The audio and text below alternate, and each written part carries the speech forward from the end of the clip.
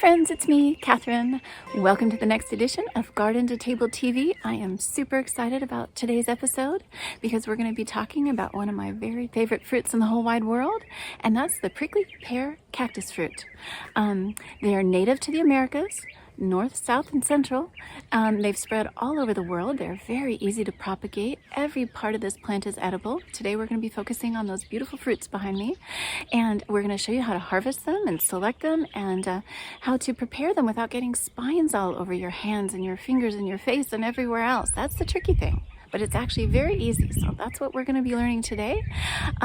You can make jams and jellies and hard candies and juice out of them, but I just love to eat them fresh. They're so refreshing and juicy and nutritious, and they're said to cure all sorts of ailments and or alleviate symptoms. So I don't know if any of that's true, but I can tell you that they are so yummy, so hydrating, and sweetened with natural delicious sugars that once you've had them, you're going to be hooked like I am. I eat them almost every day. So without further ado, we're going to get right to it. Take the time, if you would, if you enjoy this episode, and like, comment, and share it. All three, I'd be so grateful. I really would. I would love to know where you're watching, and if you eat them, and if you haven't, if you're going to try them, and if you have a recipe, please share it in the comments. And moreover, in addition to those three things, like commenting and sharing, I'd be so grateful if you'd shoot me an email at garden2tabletv@gmail.com. That's garden2, the number 2, numeral 2, tabletv@gmail.com, and we can stay in touch there as well. I'd love to send you some bonus recipes and keep in touch with you as we develop more materials, and we can put in these short episodes and all the ancillary recipe information. So let's stay in touch and enjoy, and we're going to get right to it and show you how it's done. These are the fruits of the prickly pear cactus. They're edible, they're delicious. Some people say they actually help with arthritis. Very nutritious and so refreshing in the middle of the summer, especially when it's really hot out. But here at the Magical Paradise Retreat, I have planted hundreds of feet of them in some places, like right here along the roadside, as a privacy hedge.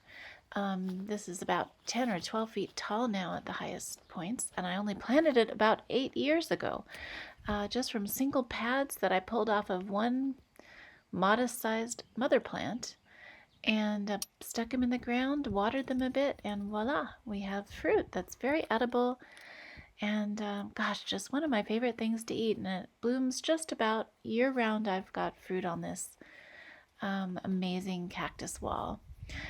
So here's how to remove the cactus fruit. You just take plain old salad tongs. The metal variety I think are great, the most simple kind.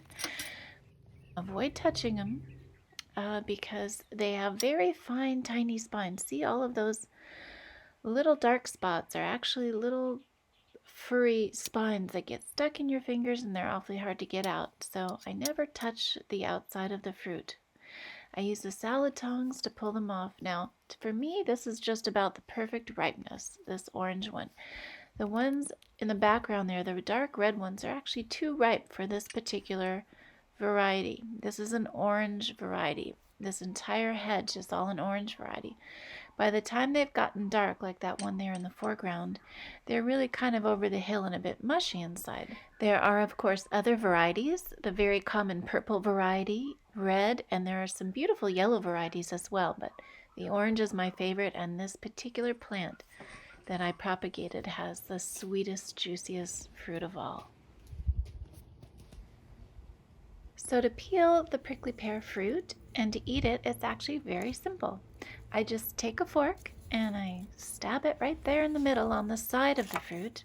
I cut off the bottom and the top with a very sharp knife, make a very, very thin sliver down the side, and then it rolls right out. Just always be careful that you are not handling the outside and then touching the inside. So I'm always very careful to not get any of those little tiny hair-like spines into the middle of the fruit. You kind of slice it down the side where there are none of those burrs, and then, it pops right out. It's so amazing. And then all of that inside is edible, and of course all the skin is great to put in your compost pile. So again, you just take the fruit here with a fork. All you need is a knife and a fork to take all the spines off these. They just pop right out of the skin. Now, some people burn them all the way around to kind of char off those hair-like spines that are very hard to see here, but boy, they do get in you and they get very pesky. And then other people traditionally would roll the fruit around on the ground quite a bit to try to knock all of them off. I just find that those methods aren't completely effective, that some spines remain, and so I just avoid touching the fruit altogether with my hands.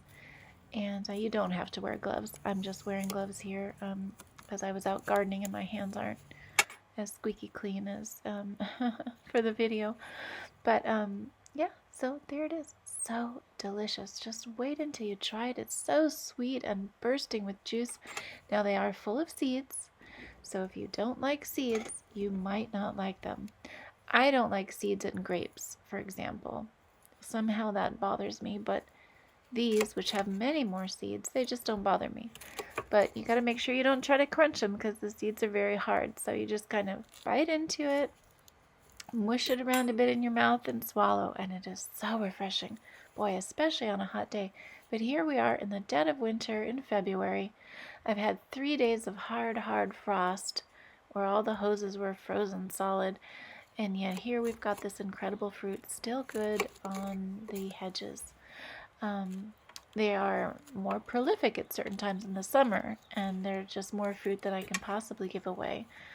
But here in the dead of winter, I still have more fruit than I could eat, and boy, I just love to eat these almost every single day. They are so refreshing, and I just know how good they are for you. So anyway, that's my method. It's pretty simple and straightforward. I've been eating these since I was a really little girl. I grew up I grew up foraging quite a bit at a very young age. It was one of my favorite things to do, and just love finding and discovering wild fruits. These are just something that's so easy to find out in nature, and to take a pad back home and plant, and there you have them ready to eat. I just slice them. Again, those are the only utensils you need. And then when I'm all done, I slice them and serve. So delicious.